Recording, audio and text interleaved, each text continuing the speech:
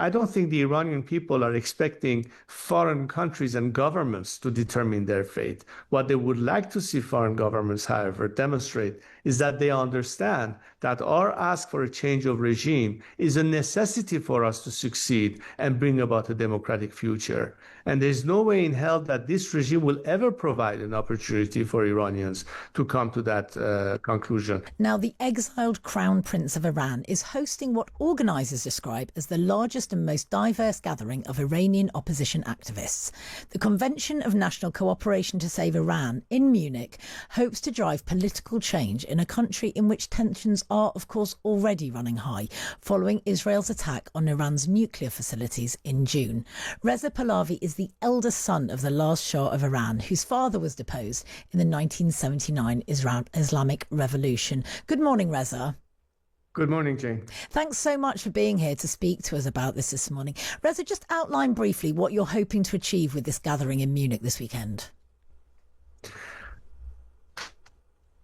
The biggest challenge to a nation that has suffered after 46 years of religious tyranny, that the only way we can, as a nation, thrive and prosper and be on the correct path is to achieve a democratic future.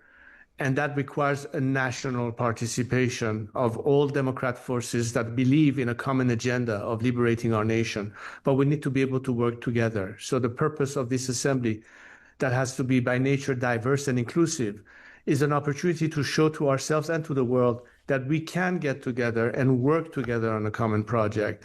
I discovered this willingness and this resolve more than ever in the passion that was demonstrated by the participants, the family of the victims who lost their children during the latest uprising of the Women Life Freedom Movement, to kids that were shot in their faces and their eyes, to representative of our ethnic communities, religious communities, and various political organizations of different opinions, leftists, centrists, rightists, monarchists, Republicans. In short, it was the widest array of participants that are here to work together on this common agenda. And I'm glad to see that in this phase, we're getting more and more attraction to the idea of how can we work together and to be inclusive of those who are now peeling away from the regime to join this struggle and this movement. So you speak of the sort of disparate nature of this opposition, Reza, and you are running to be Iran's next leader. I'm sure there will be other contenders keen to lead the country. So why should it be you? Actually, I am not running for office. Oh, I'm sorry, my mistake. What we're doing is to propose my role based on the trust and faith they have in me to lead a transition that is inclusive of all forces, so we can have an agenda that ultimately allows the Iranian people, by means of free election and the ballot box and by national referendum, to ultimately agree to whatever the Constitutional Assembly will present to them as a constitutional project once we are in a position to organize such debates in that parliament post-regime collapse. So we are in the phase of between now until this regime is no longer there, but especially during the transition, how we're going to address it, how we're going to fill the void, and to manage this transition with the most stable possibilities. And that requires tremendous amounts of cooperation and participation by elements that are currently inside Iran and those who comprise the majority of those who will be filling that vacuum. We are working and reaching out to them to work together on this platform. And I have presented my plan in terms of how to address this transition, how to get to that point, and also have a project for Iran's prosperity in the future to put our countries back on the rail of progress and modernity and moving forward with it. So it's a project that addresses the political challenges as well as Iran's reconstruction. And in that way, I think a lot of Iranians today are focusing on how we can get this done in the proper manner and how can we address each of these phases so we are successful at the end in our ultimate goal of bringing our country back to a secular democratic future. So who would, if not you, who would you propose to be an interim leader once the regime does fall? I don't think now is a question of determining the future leadership of the country. What's important now is to find a mechanism through which the Iranian people will be able to ultimately decide that. But before we get to the point of forming the next regime or the next composition of the future governance, we have to agree to the fact that the only way we can have a system that will guarantee the Iranian citizens equality under the law, a future that guarantees Iran's territorial integrity, a future that guarantees the separation of church from state. These are core elements that has to be built into whatever system is going to be ultimately governing the country. What the Constitution has, what are the principles of the legal structure and everything else. These are the kind of things that are important in making sure that the Iranian society understands what exactly is different from the current regime, what it is that will guarantee them those rights, make them participate in it, and then it will come the time to decide the future government in terms of organizing elections, like you have in any democracy, the first elected assembly of people at parliament, as well as the political parties who will compete for proposing a government's agenda, and the result of the elections will determine the composition of the future democratic government. Reza, we're not quite there yet. This is way. Okay. I do want to ask you, Reza, you live in Virginia in the US, and there are some concerns that your political project and all your backers are mostly concentrated abroad. Shouldn't any revolution be led from within Iran itself rather than suggested from without? But that's what I say. I said the majority of our supporters are inside Iran. The diaspora represent 10% of Iran's total population. But understand one thing.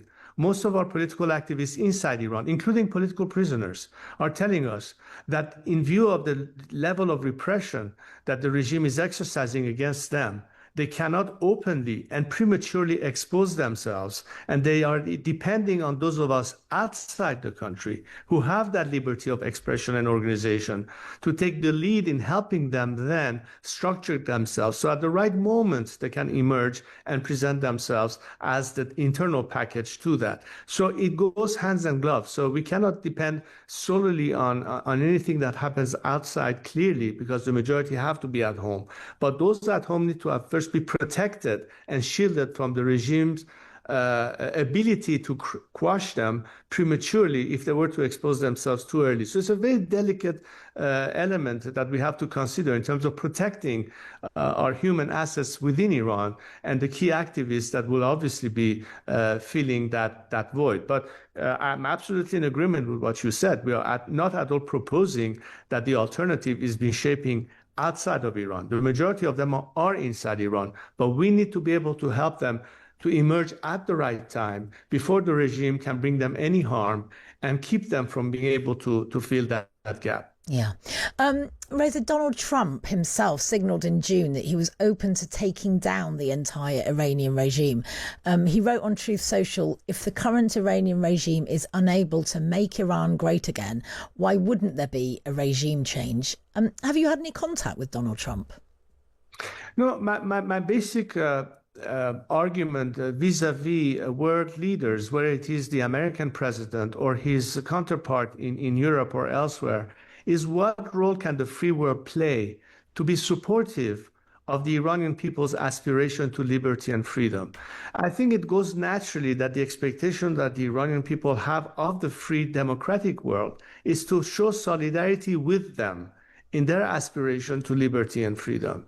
We have seen time and again in recent history that it wasn't without some level of international support that many movements for liberty and democracy succeeded, let's say at the end of the Soviet Union, or supporting whatever put an end to apartheid in South Africa, or how people such as Lech Walesa and the Solidarity movement were successful in Poland, and so on and so forth. I don't think the Iranian people are expecting foreign countries and governments to determine their fate. What they would like to see foreign governments, however, demonstrate is that they understand that our ask for a change of regime is a necessity for us to succeed and bring about a democratic future. And there's no way been held that this regime will ever provide an opportunity for Iranians to come to that conclusion, which is why, if there was until now the narrative of reform within the system, that narrative is now completely obliterated. People want to move beyond this regime, and that's why we today have a convergence with those who until yesterday thought that perhaps by means of internal reform we can bring about change, that are now rallying and joining us. And it is important, therefore, for someone like Donald Trump to understand that the only way to achieve peace is to depend on those who want to be partners in peace and stability in the region, not a regime that from the very beginning has spread hatred and enmity and radicalism and terrorism at the cost of its own citizenry, and they cannot possibly be an agent for change and democracy. The world should invest on the Iranian people themselves as the agent of change and the guarantee for a peaceful world in the future.